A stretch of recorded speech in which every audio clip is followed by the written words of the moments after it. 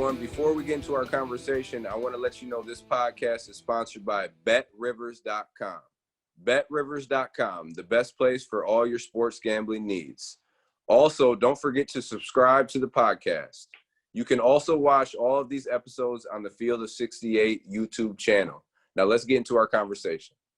Hey, what's going on, everyone? This is Eric Devendorf, your host of the Scorers Table podcast, and today we have another Cuse legend, one of the most talented forwards to come to the Cuse, one of the top shot blockers in only 2 years. He had 67 his freshman year. That's third best for freshmen all time, and one of the sweetest, strokes you'll see coming through Cuse for a big man.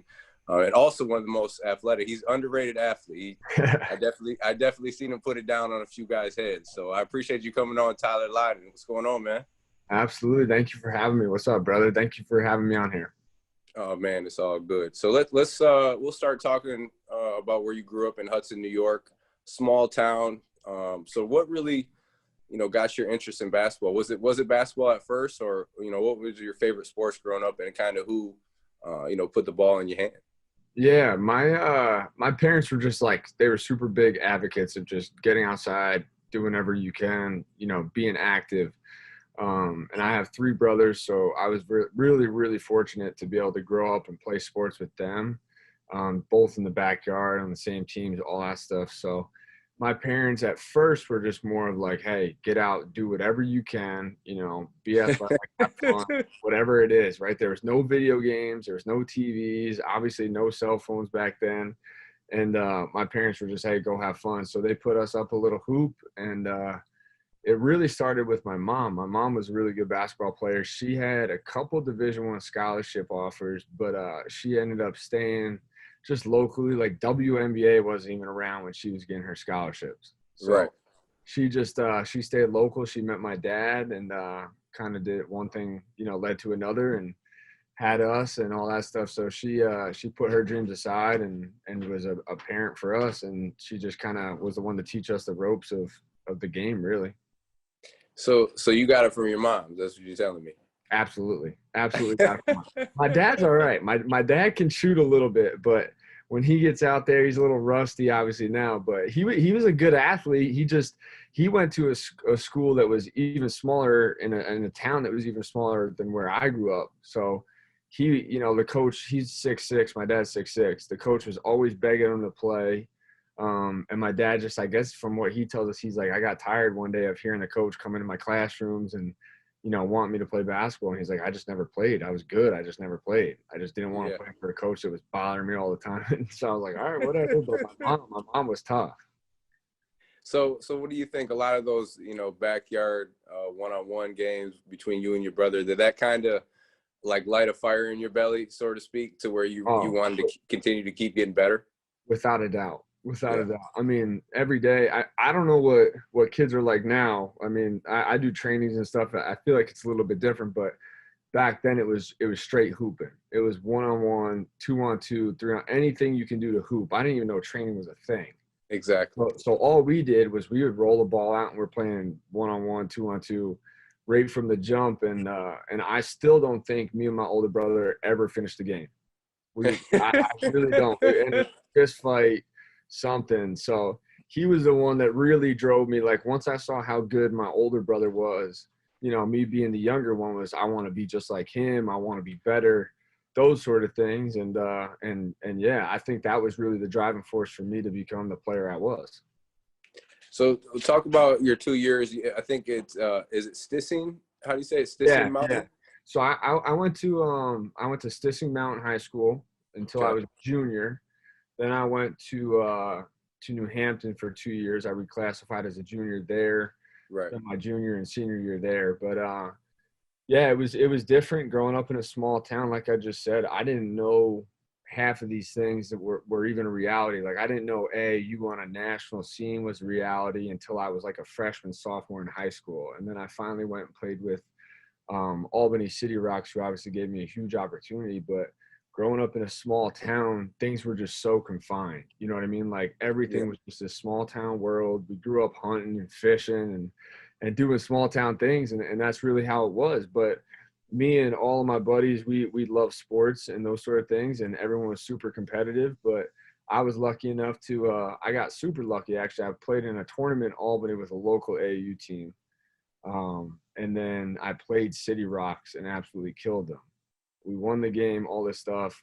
Then City Rocks asked me to come play, showed me like, hey, you can actually get a scholarship and play basketball, which again, at my time, I was like, what the hell? You know, like I didn't think that Right. was a thing. Like for me, I was all about like representing where I was from and the people and those sorts of things. And just like everybody else that comes through the Cuse is, but I really took it to heart and then went to New Hampton for a couple of years and really, really learned the game there.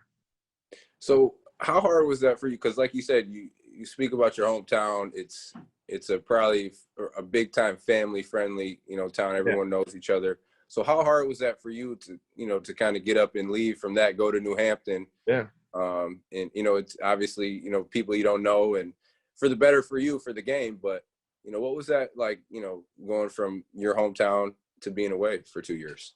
I mean, it was really tough. Like I didn't know. I think part of me really believed in myself, but at the same time, I was kind of second guessing, like, is this the right move? Am I really good enough, sort of thing? And so it was super tough. My parents obviously were a big part in having me leave. My older brother at the same time, he went to a prep school as well. So we both ended up playing against each other and all that, which was great. But we had a lot of conversations about sitting down and really trying to figure out, what the best move was. And once I got to New Hampton, it was just like it was back here, a super small community.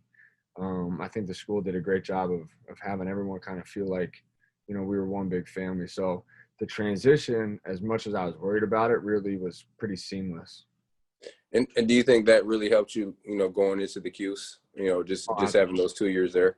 Yeah, I needed it. I mean, when I went to New Hampton, I was probably like literally 180 pounds at 6'9", and I at least got up to 200, which was still super skinny for 6'9".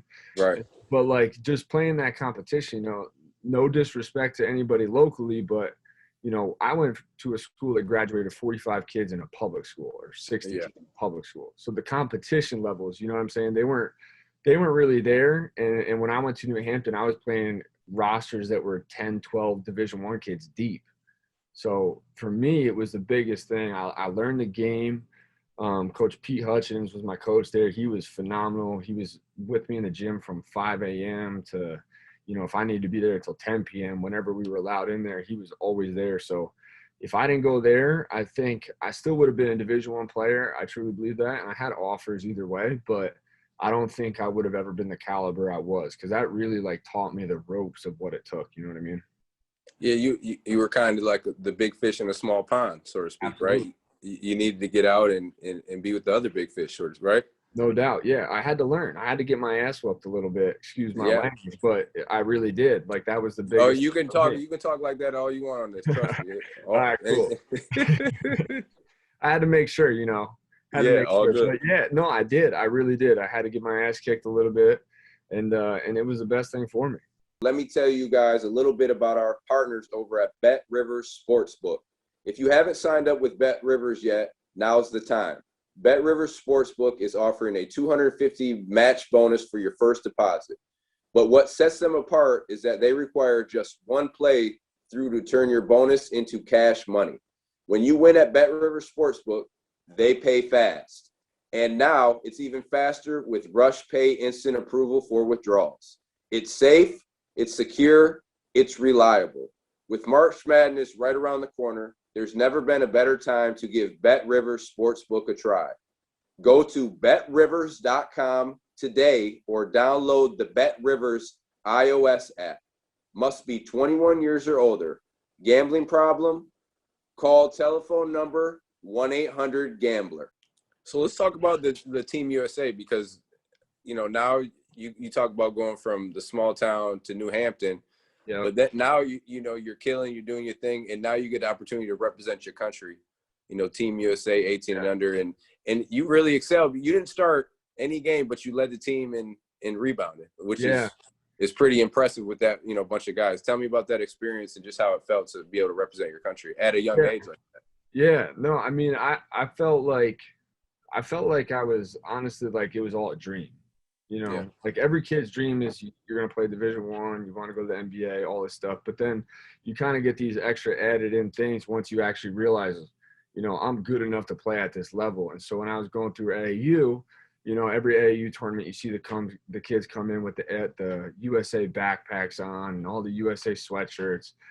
And then, you know, your clock kind of starts to turn a little bit and you try to figure out what that's all about. And then you finally realize, like, you know, the more you play against those kids, you realize you're just as good, if not better than those kids. So, you know, I was lucky enough to be able to go to tryouts, and I actually have the craziest story about the tryouts. Like there was a 4-day, it was like a long weekend tryout, and I was supposed to fly out on like a Wednesday night to get there.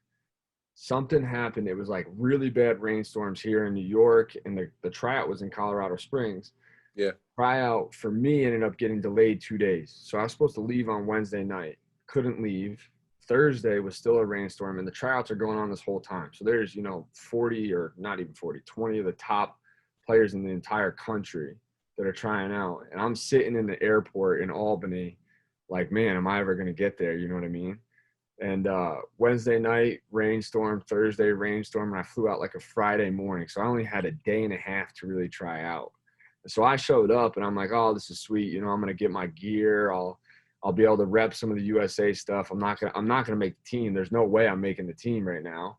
And I went out, I tried out for a day and a half, and I thought I did really well. And obviously I guess the coaches did too, but that was like the craziest experience for me because, you know, at the time, everybody wants to be like the top recruit, right? Like we all want to be number one in the class, this and that. And for me, I was a little bit about that. Like I wanted to prove to myself I could be one of those guys, but at the same time, like those rankings for me were just a number. Like I didn't care. I just wanted to go hoop. I wanted to go win, all that stuff. So when I made the team, for me, it was just another thing that kind of, it was like, you know, checking the box and verified how good I was. What do you think, you know, you did in that trial having a day and a half? Because that's the top players in the country right there. Yeah. And you had a day and a half. Everyone else already had an advantage because they had those couple extra days. What did you do, you think, that really separated yourself, you know, from everybody else? I kind of feel like throughout my career, there was the one thing I was going to try to do whatever it took to win a game. Like I didn't care if it was 5-on-5 and Team USA mini camp or it was a Final Four game. Like I was treating every time I stepped on the floor, I was going to do whatever it took to win the game. And that's just kind of how it was. So I think for me, all these guys are going out there and you know, like my team, we had Jaylen Brown, Miles Turner, Stanley Johnson, like some tough dudes, right? Yeah. So I'm like, listen, I don't need to go average 25. These dudes are going to have the ball in their hands. They're going to go do their thing. They're going to have the highlights. But, like, what can I still do to make an impact and win games? And so I came out. I was trying to grab every single rebound, trying to block every shot, dive on loose balls, all that stuff. And for me, a little bit, I think that stuff's contagious. You know, like I grew up watching guys like you. You know, it's just a pure winner. And for me, that was like my whole attitude was I don't care about the stats. The stats are cool, like whatever. I'm going to be a winner every time I step on the floor. And that's what I felt like kind of helped me set myself apart.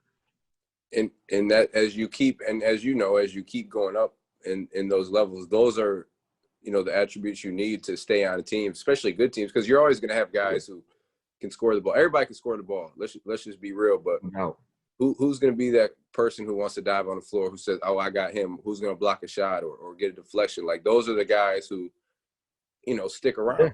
Yeah. I didn't really understand it. I felt like I was a winner all through high school. Like I did whatever it took, but you actually start to see when that stuff pays off for guys. Once I got to Syracuse and I'm seeing guys get drafted, not because of, you know, they're putting up these major numbers, but these dudes can go out and win games. Yeah. You know, like you start seeing guys getting paid because of that and getting drafted and playing the game they love at the highest level just because they're a winner. You know, not because of anything else. That was when it really clicked for me. I was like, all right, I knew I was that type of player anyways, but it like, again, it was just one of those things that solidified that work and the passion you have can pay off. And people don't get that. Like, you'd be like, you'll see a guy, he's scoring 60, but he's not getting a chance in the league. Oh, yeah. But they don't need that. Like they got guys that score the ball. Like they need a guy to come in and make that extra pass. And it's so many talented dudes, but like the NBA is about how can I fit in? What role can you play? Like they have the guys who are going to dominate the ball, unless you're going to come in like a, Yeah, Zion Williamson or a guy like that. Like that's, which exactly. is few and far between, but they're looking for those role guys. For sure. You're an anomaly if you're going to go in there and be this dude that's a one-on-one guy, getting it, doing whatever you want with the ball. Like you're one in a billion. Yeah. So you have to be great at whatever you're good at. You know what I mean? Like if I'm a good shooter, I was a good shooter. Now I can't settle for good. I have to be great. And that's my role, is to just knock down shots. It doesn't become anything else. You know what I mean? And too many guys, and I think that's where the game nowadays especially gets mixed up at a young age, is all these guys now, like they're looking at all these trainers on Instagram and Facebook, and they're seeing the breakdowns of all these movements. It's like, no, you're doing the game all wrong. You got to figure out what you're good at, and don't be good at it, but be great at it. And then you're going to excel. And then you can work on your game after that. Absolutely. Do what is going to get you on the floor, and then you can work around everything else. Absolutely. 100%. Absolutely. Yeah, that's all it's about. Talk about your recruiting process a little bit. Who were the other schools that were involved besides Cuse, and when did it really start getting heavy for you? I know you talked about when you started playing AAU, but when was it really where, oh man, it's a lot of letters coming in. Yeah. So I think I got my first offer when I was a freshman at my local high school. And that was kind of the first time I'd really started to see things pick up. And I went up to City Rocks. Like I said, I played a couple tournaments. School started to reach out. Jim Hart, the owner of City Rocks, phenomenal guy. He reached out to a bunch of schools, and immediately I kind of started to see interest. And so once I was at Pine Plains as a freshman, like I said, I got my first offer. I was playing in front of some schools, and being a small town kid, it was great. It was awesome, fun, whatever. But by the time like I was a junior there was when I started to go from like the low major Division I schools, to then all of a sudden I was taking a jump to like high major schools. Syracuse was coming in the gym, even at my local high school, they were recruiting me there. And it really, really took off for me. Like I had some other high major looks, but it really took off for me once I said I was going to New Hampton, was going to reclassify. Like that's kind of what took the bar to another level.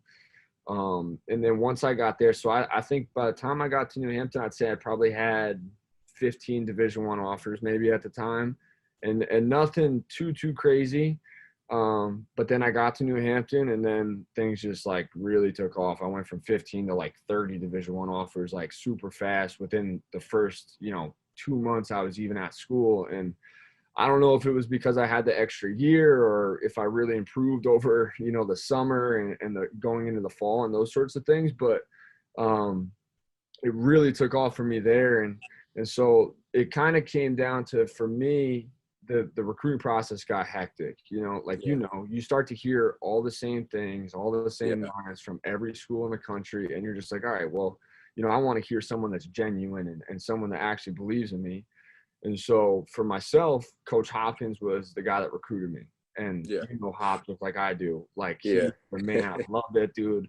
I would run through a brick wall for him, die for him, take a bullet, the whole 9 yards. I just love him. And so we built a relationship that was like that. And, I had some other schools. Like my top 5, if I remember, was Syracuse, Virginia. At the time was Florida with Billy Donovan, Iowa, and then I was considering Boston College. And I kind of want to stay a little bit local, but,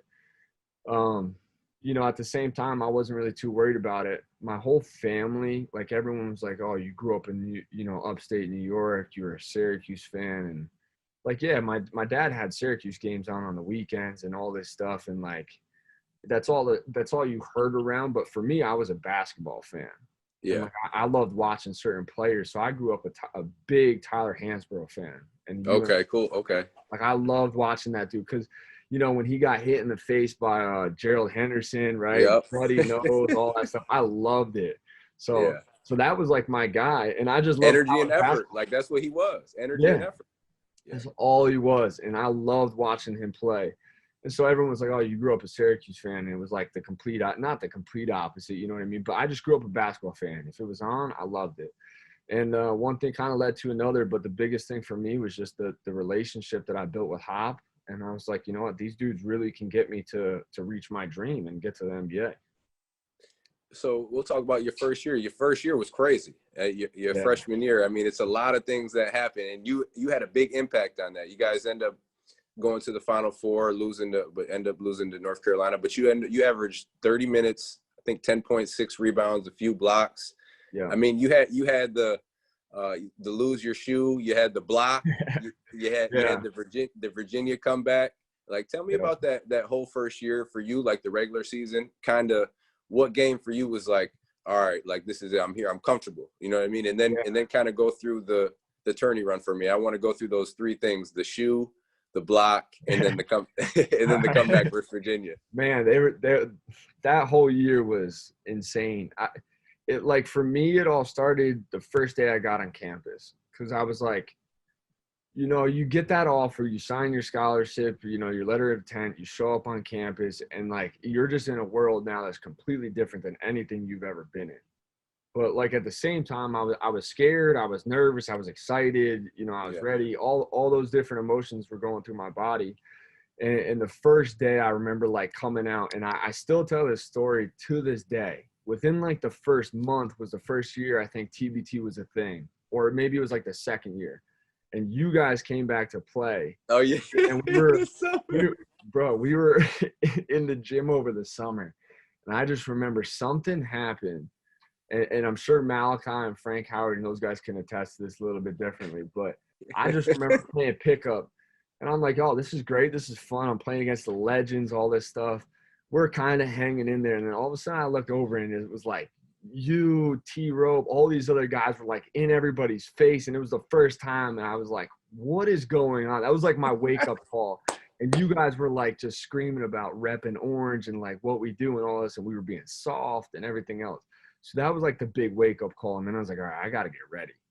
Season starts, you know, first few games, obviously I played quite a bit, but I wasn't putting up the numbers again per se, right? Everyone's all about numbers. But I still felt comfortable. Like even from the first game, I really was like, all right, I belong here. I can play. And then I think for me, the big turning point was early on, and that was in the Bahamas tournament, the Battle of Atlantis. Oh, Battle of Atlantis. Yeah, I felt like I played really well. Again, if we were talking numbers, I don't remember my numbers off the top of my head, maybe like 13-10 through the tournament. But obviously we go out, we win that. I played really, really well. And it was like that was my real like establishment of like, all right, we're playing the top guys in the country. We beat a Gonzaga. Yeah. We come out of that, we're top 15 in the country. I was like, all right, like, you know, we're the real deal. I'm the real deal. I know everybody can hoop, all that stuff. And then from there, we kind of just started dipping up and down. We had this roller coaster of a season, and we pulled out some big games when we needed to, and then got to the NCAA tournament. And then it was just like, you know, you're in a dream essentially at that point. Everything you like, from the first hotel you show up at, the first practice in the tournament, is like everything is just a dream.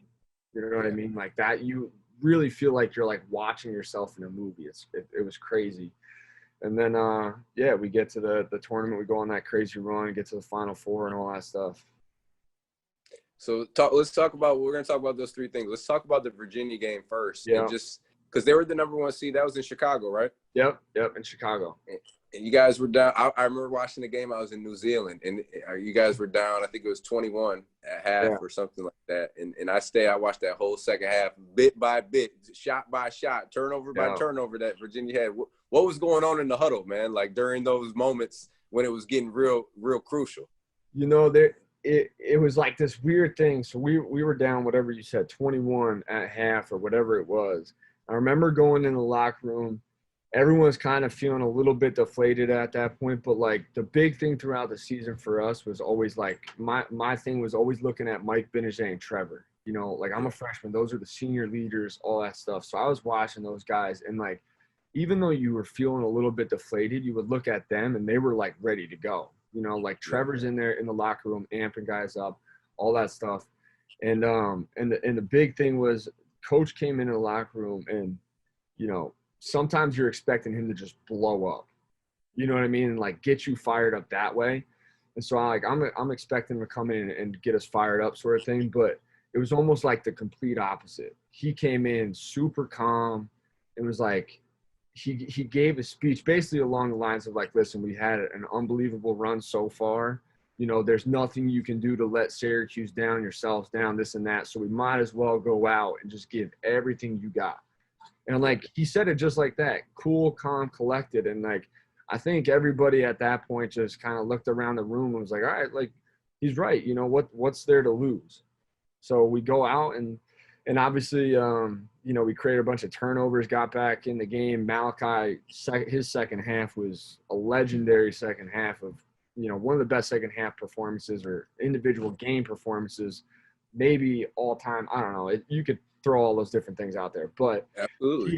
he was a huge part in all that. But yeah, I think the big thing for myself and from looking at the other guys was just the little talk that coach gave us at halftime and like the pivot that kind of gave us in momentum.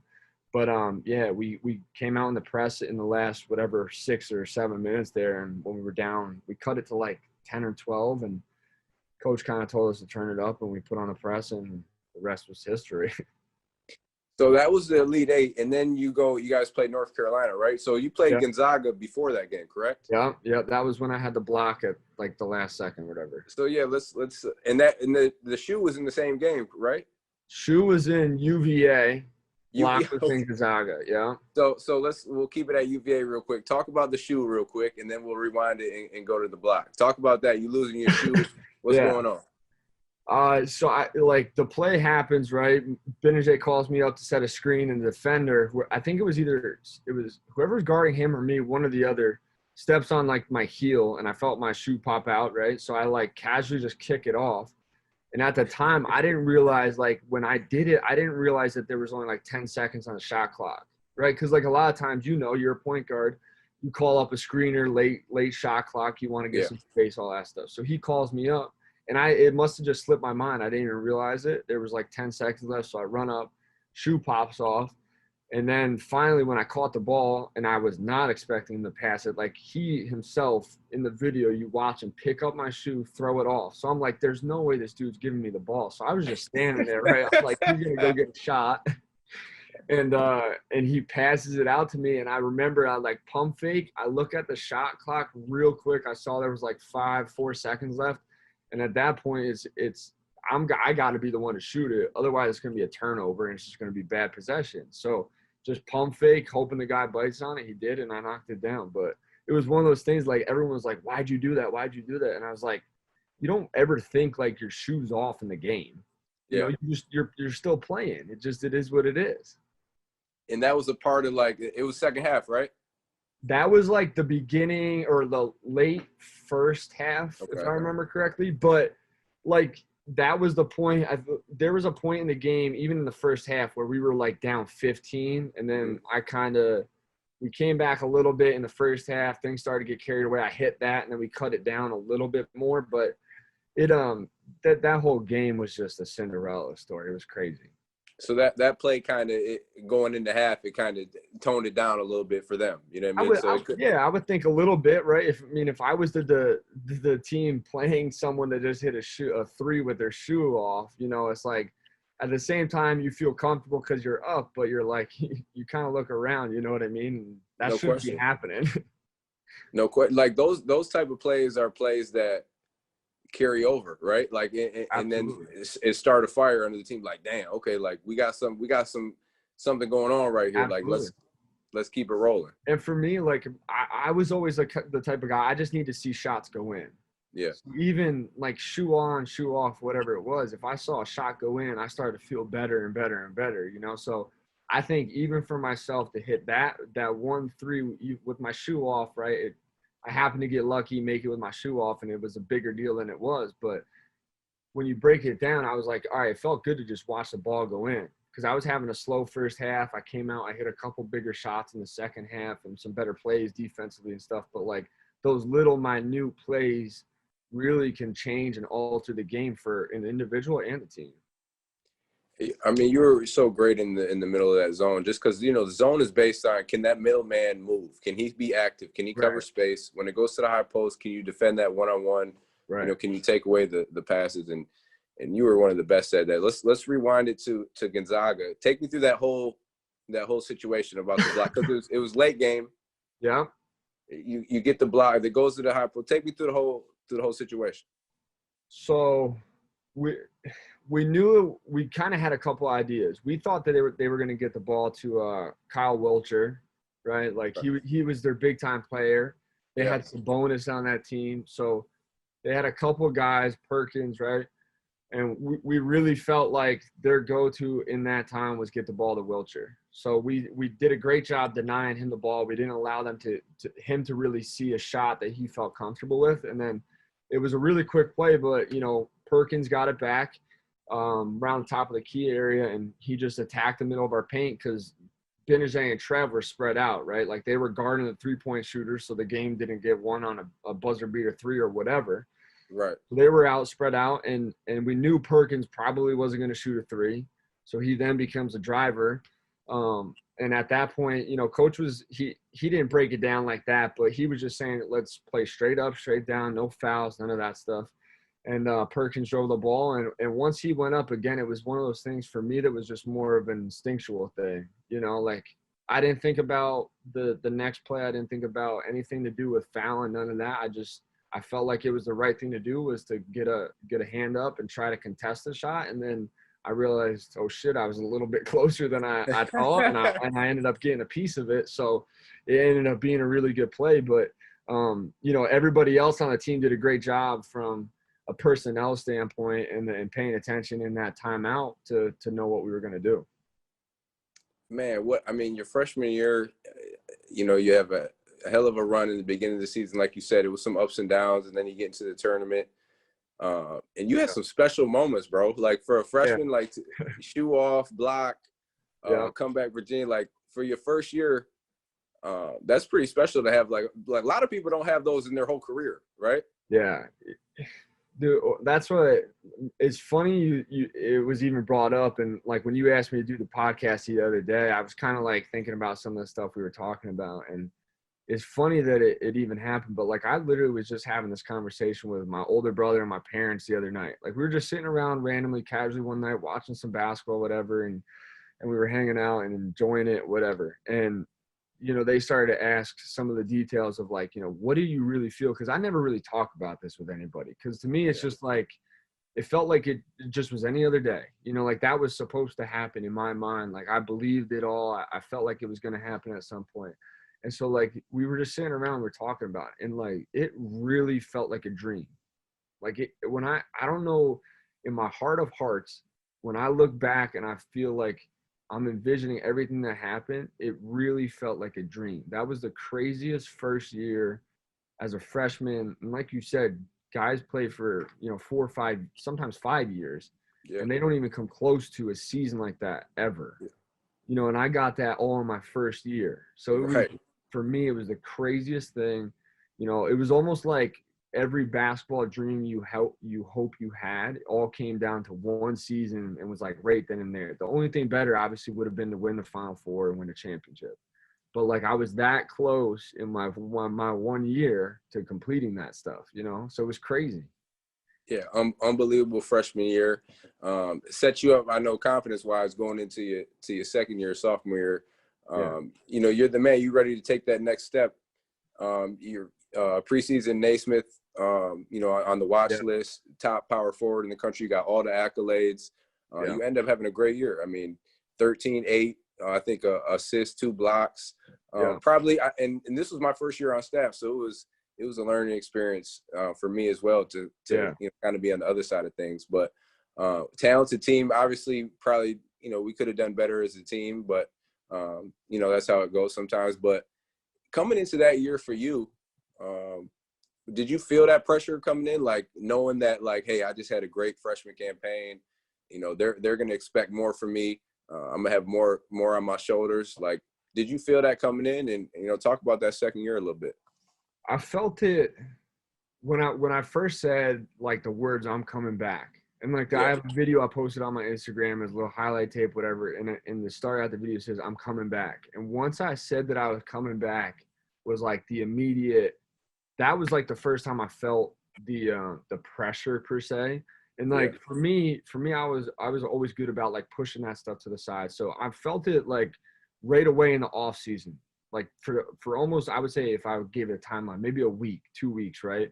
That was when all the articles were coming about that I'm coming back, all these different things were going on. And shortly after that, it was like, all right, you know, it is what it is. Now I got to get to work.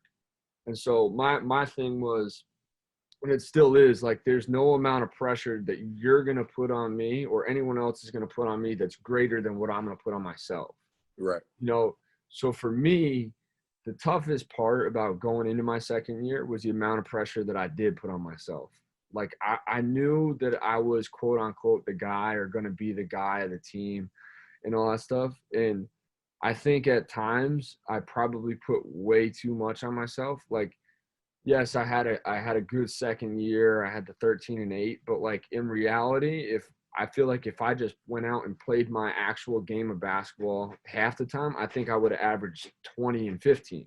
Like, I think that I just at times I put too much on myself and I expected too much of myself. And then, you know, it got really hard for me once freshman year, once people started to say, "Oh, you're a player." You know, because now I'm thinking like, wow, I actually have a shot to reach my dream. Like, I wasn't worried about the money, none of that, but I was like, we all want to be there. We all want to get drafted, all that stuff. So like, Absolutely. it's always in the back of your mind. And so for me, that was the first time I was like, you know, damn, I really am good enough to play in the league and be a first rounder. And people were saying I'm a lottery pick and all this stuff. And so once I started to hear the NBA talk, like then during games when, you know, we lost and I only had 10 points and 5 rebounds. Now I'm like, shit, you know, we lost by 5 points.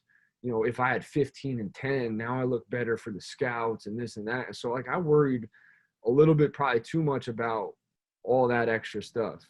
You know, I still wanted, like, in the meantime and in the game, it would never cross my mind. But Yeah. after the game, I was like, damn, I got, you know, those weren't the numbers I should have put up and this and that. And it affected me a little bit. And like, so the beginning of my sophomore year was rough. Like I started out, the season wasn't good. And like my first 4 games, I don't even know if I had to guess a number, I maybe averaged like 10 and 5, like my first 5 games. But then once we got to ACC play, I like hit another level. And I remember like coach was talking to me, and I think at the time I like through the first like 6 or 7 games, I was like one of the leading scorers in ACC and all this other stuff. And things kind of took care of itself that way.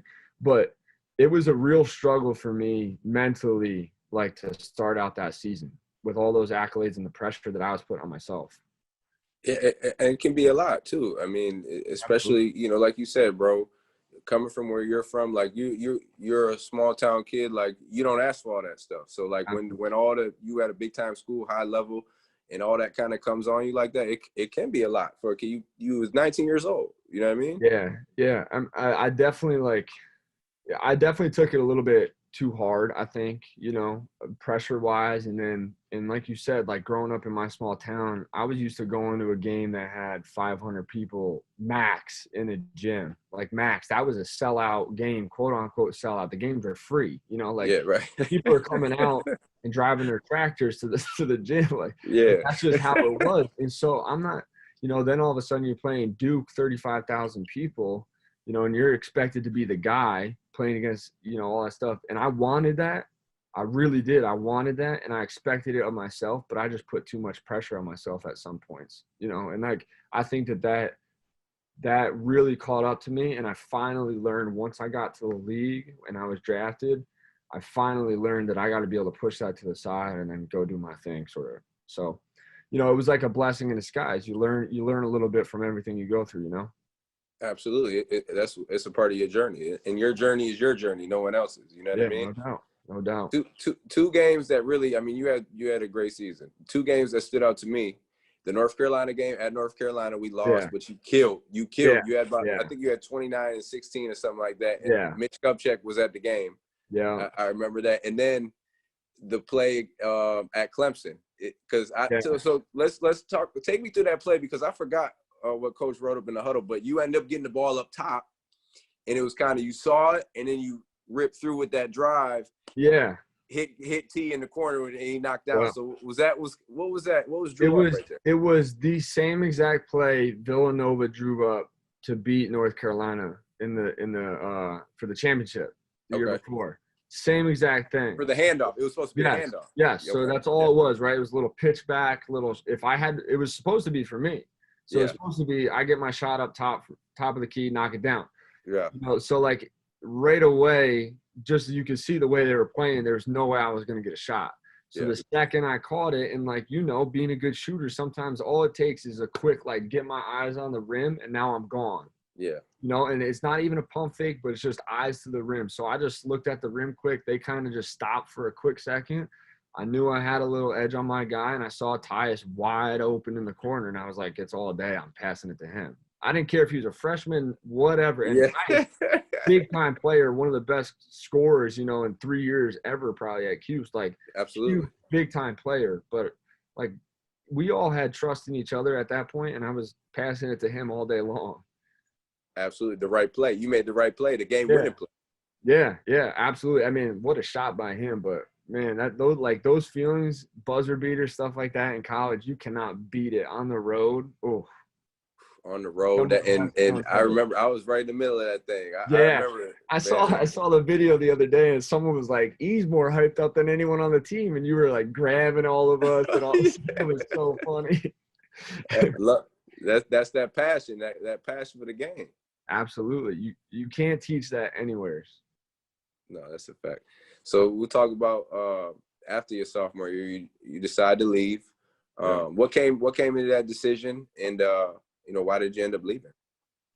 I mean, so I sat down with my family, and we kind of had a good little talk, and I felt like even with the season that I had, which in my mind was a down year, and obviously from a team standpoint, we didn't perform as well as we wanted to, all those different things. But even with it being a down year, I still felt like I was ready, and that for me was the only thing I needed to say that I'm going to get a chance to reach my goal. And so people, I didn't care that people were saying, oh, he's a early second round or a second round guy, a first round. I didn't care.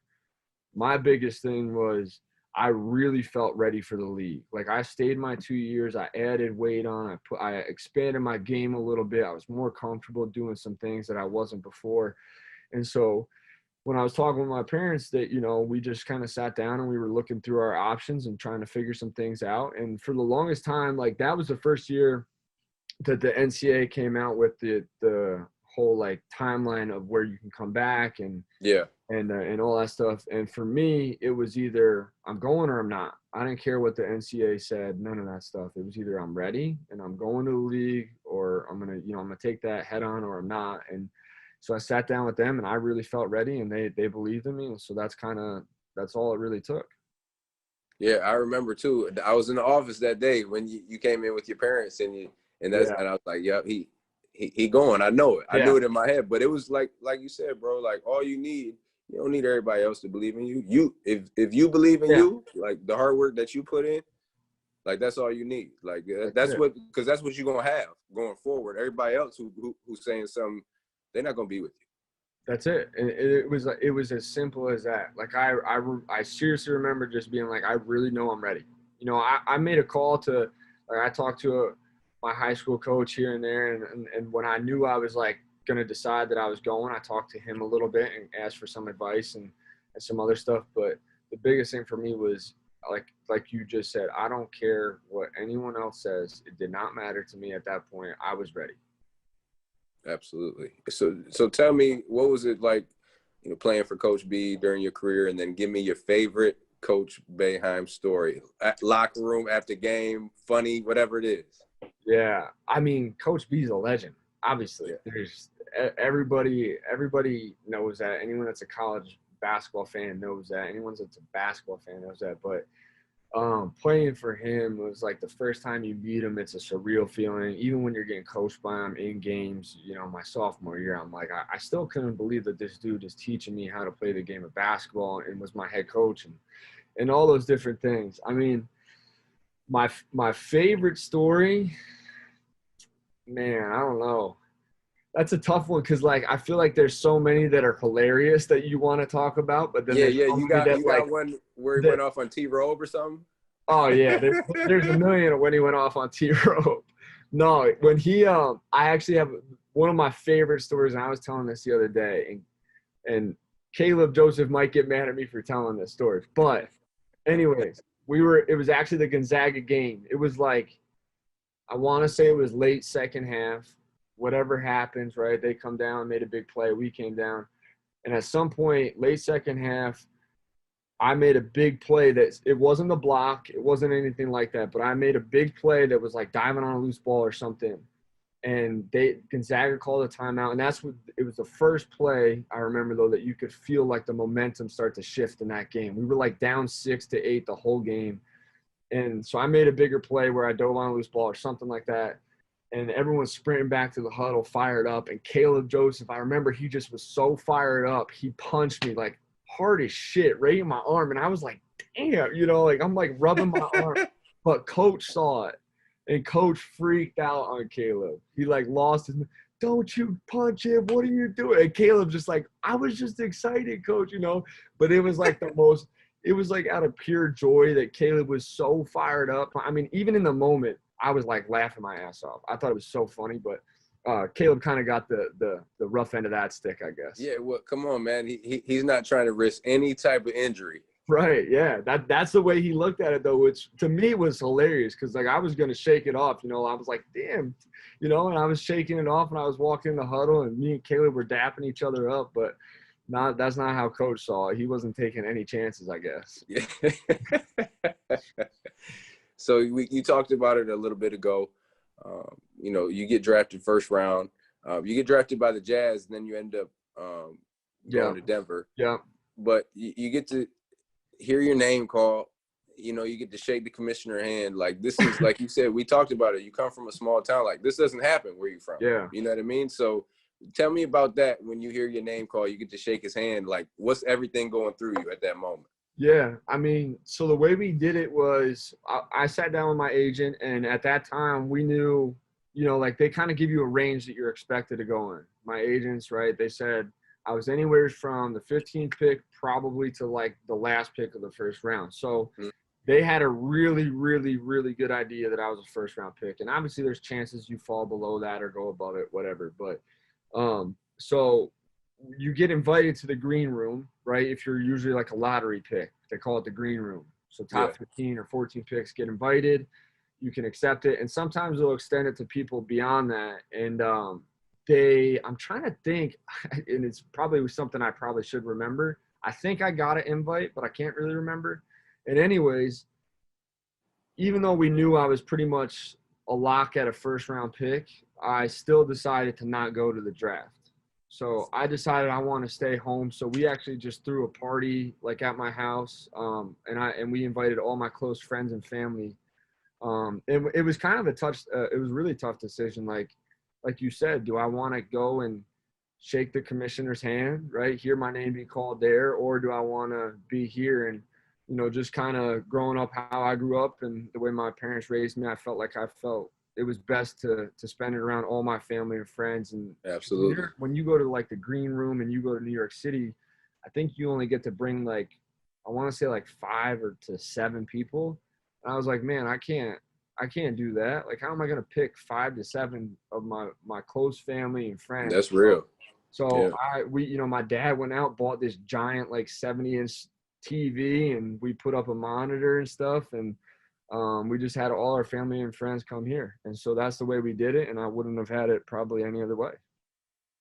And that was the best decision you made. Absolutely. Like, to be in that moment and to see, like, I remember looking around and, my dad, I've never seen my dad cry. And, like, to see him, shed some tears over it, and my brothers and stuff, and, like, my hometown best friends are, like, shedding some tears. It was, like, to me, that was probably the coolest moment thus far in my life. Like, it was hands down the best experience and one of my best moments for sure.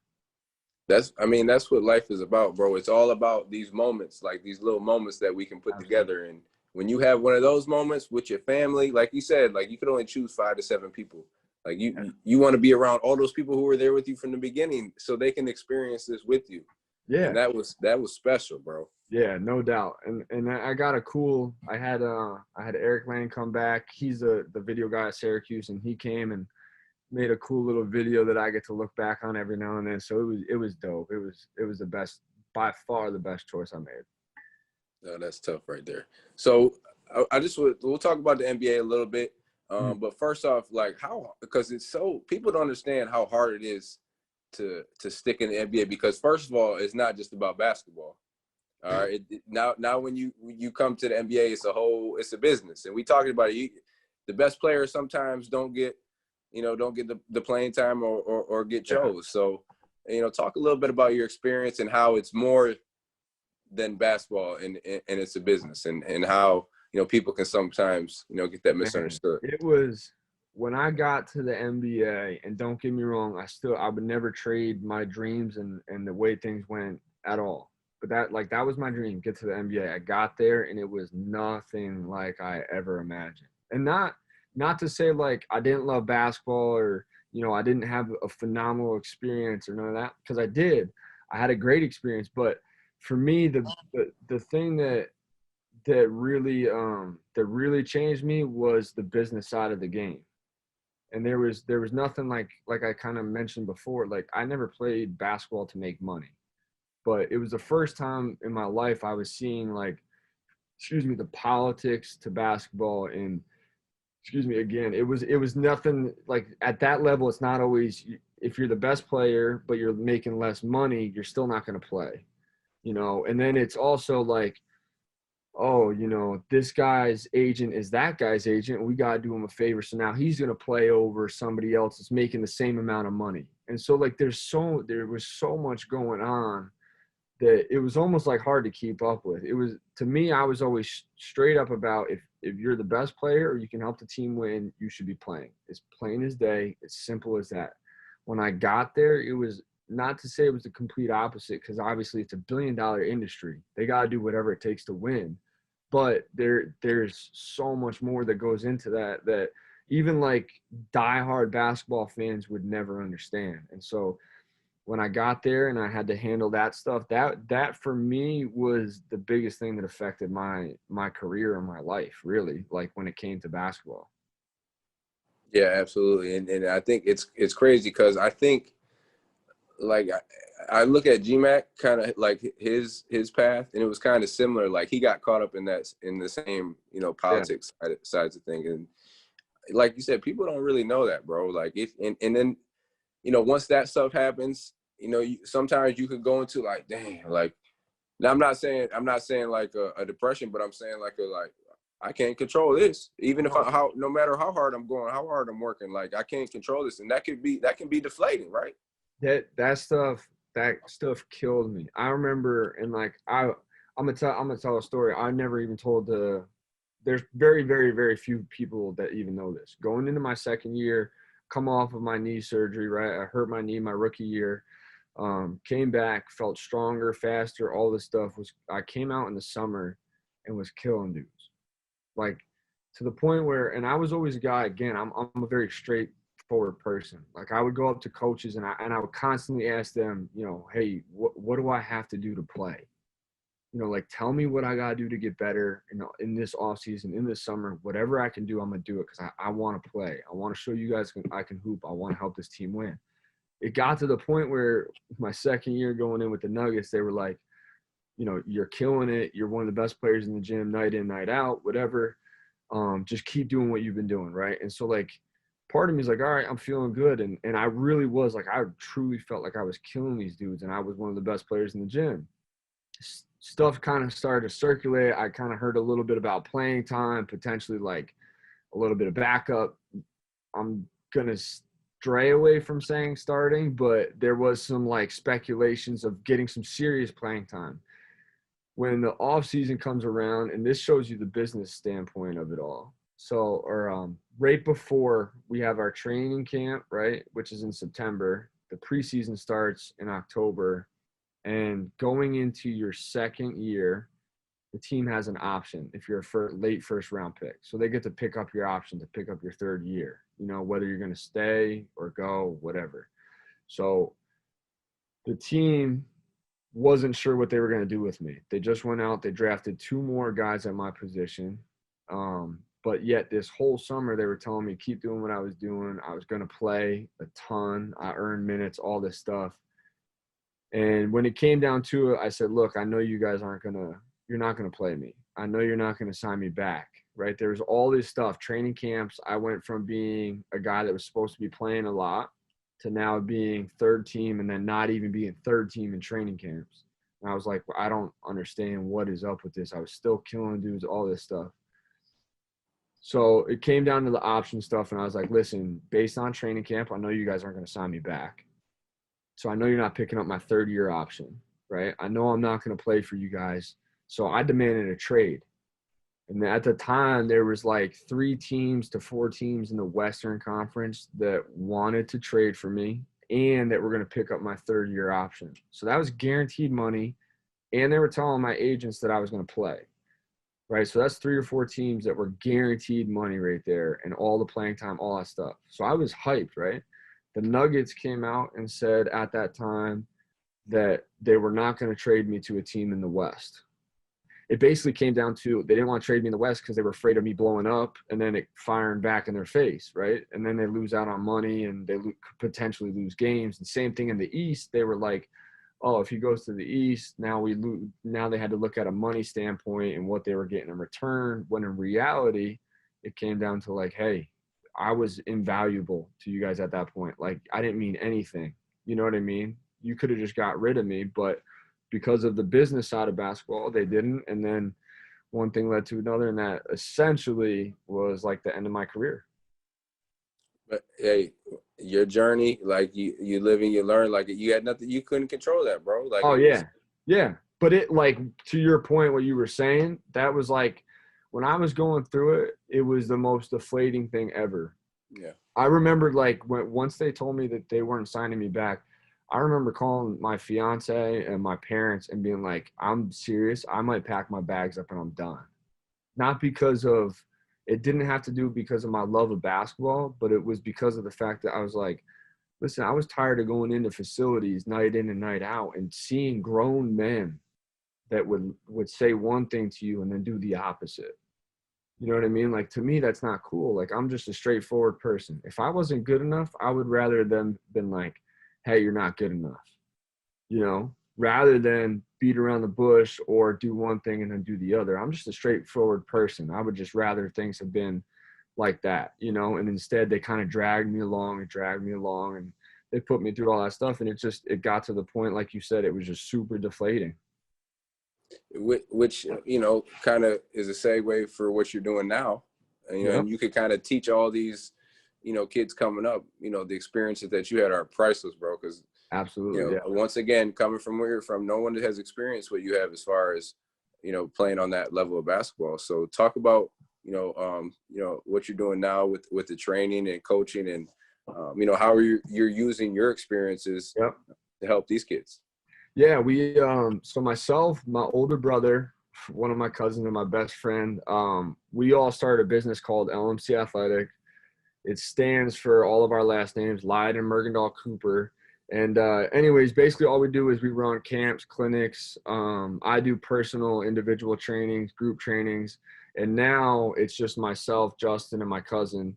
But like I said, it basically comes down to us running small clinics, camps, trainings, group sessions, those sorts of things. And we're obviously heavily involved in the community. And I'll tell you, it's like, I did lose a little bit of my passion towards the end of my playing career just because of all the stuff I was going through. But once I got back here and was working with the kids and everything, it just like reignited everything. Like, I love the game.